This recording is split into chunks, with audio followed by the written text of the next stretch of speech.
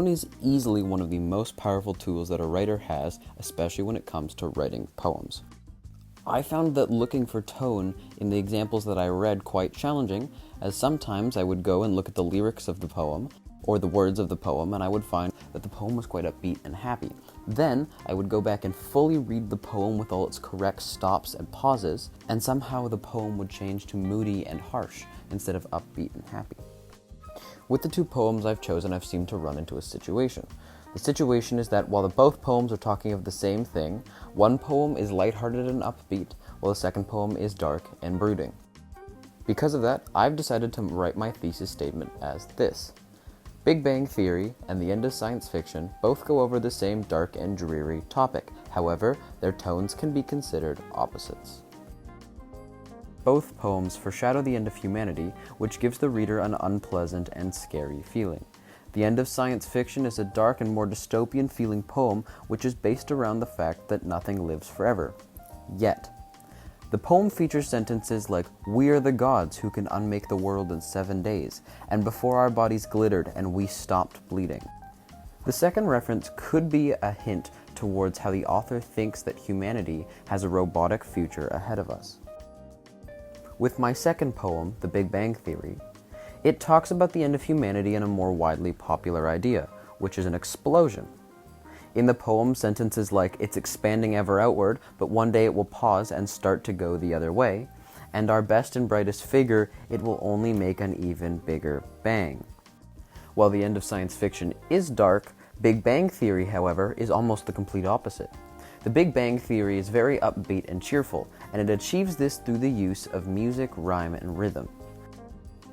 My next topic is about how both poems use dramatic and fearful imagery to get the reader to picture a dark scenario in their mind. In Big Bang Theory, there are many lines that have clear imagery around them. My choice of line was, "When the dinosaurs met their fate." This is a clear reference to the meteorite that crashed on Earth and was the event that caused the dinosaurs to go extinct. Another line which means a lot more now than it did back then when the song came out is, "They're catching deer, we're catching viruses." Because of the pandemic that we're currently going through, it makes sense that that line doesn't bring up any good memories for anyone. While reading The End of Science Fiction, I had a much easier time finding dramatic imagery behind the lyrics. The lines that were crystal clear to me were, "In lightweight aluminum bodies with numbers stamped on our backs," and "A man who carries his father out of a burning city." The End of Science Fiction brings up many biblical references, but with "the man who carries his father out of a burning city," that didn't seem to ring any bells, which makes me believe that it was in the poem for the pure reason of being dramatic.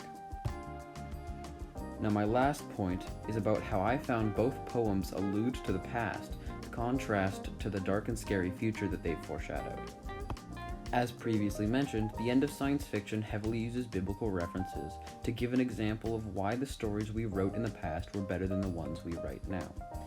Some of the biblical references were, "Invent a man and woman naked in a garden," and "Invent a child who saves the world." As you might have already put together, the first reference is about Adam and Eve, and the second reference is about Jesus, the Son of God.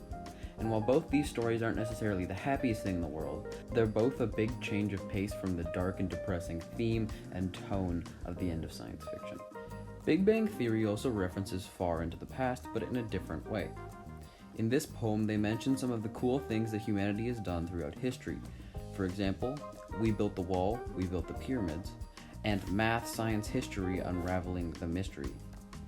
The first example gives some light on the amazing structures that humankind has created, such as the Great Wall of China, which was built in 1644, and the Egyptian pyramids, which were built from 2550 BC to 2490 BC. In conclusion, there are many similarities between these two poems. They have the same brooding topic, hints of the end of the world, concerning visuals, and their same allusions to the past. And because of the darkness in the poems, I found it's not uncommon to feel scared, worried, powerless, or anxious when reading these poems.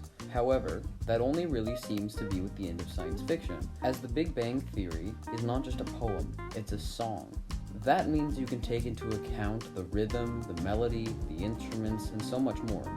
And when you go back and read the poem like you did the first time, it might sound completely different because now the song is stuck in your head and you're reading the lyrics to the tempo and the pace that it was meant to be at. That is the end of my examples. Thank you for listening and watching, and I hope you enjoyed.